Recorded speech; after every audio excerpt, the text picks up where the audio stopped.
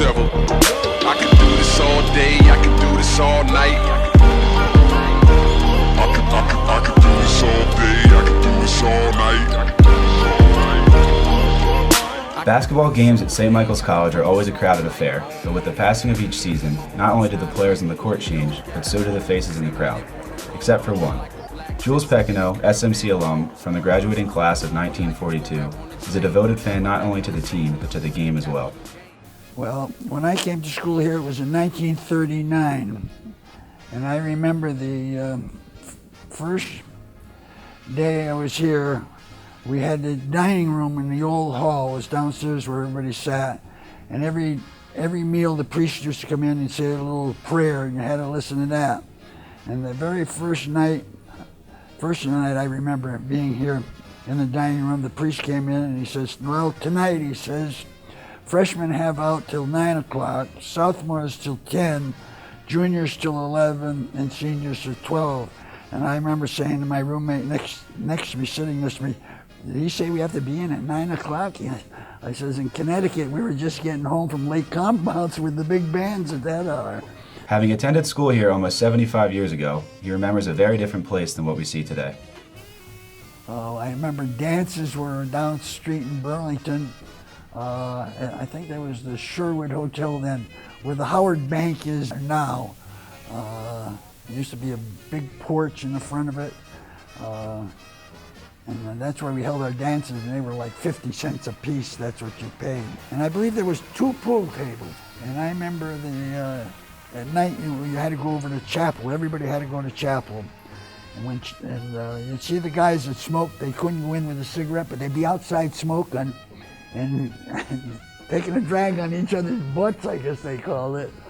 And the minute chapel then, these guys would tear out of there and run across and grab the pool tables because there was only 2, you know.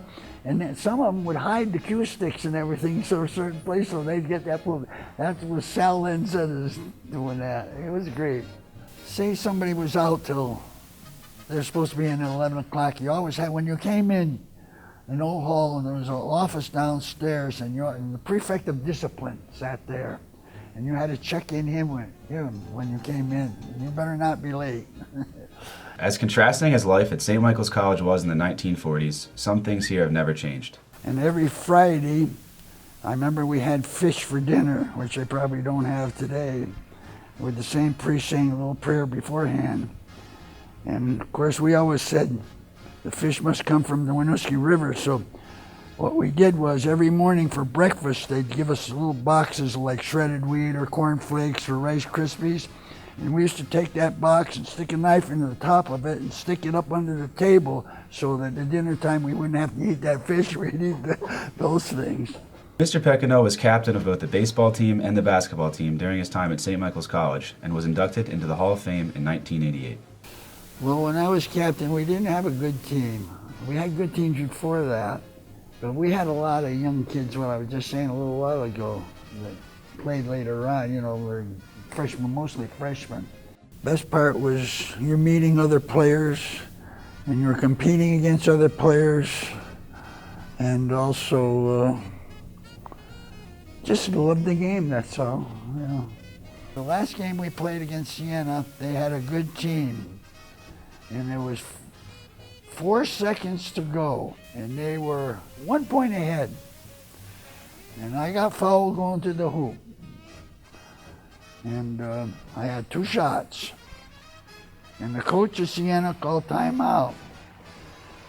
And to this day I remember saying to one of the players there, I can't remember when I missed a foul shot. I wish I could bet that guy, coach. And I made both foul shots and put us 1 point ahead. They threw the ball in, and their star player was Tucker. And I swear to God, he threw it from almost the other foul line, zip right through, and they beat us. I'll never forget that. That game was ours. Yeah. Today he is a regular in the balcony of the Ross Sports Center at almost every home game, enjoying the place and the game he's continued to love after all these years.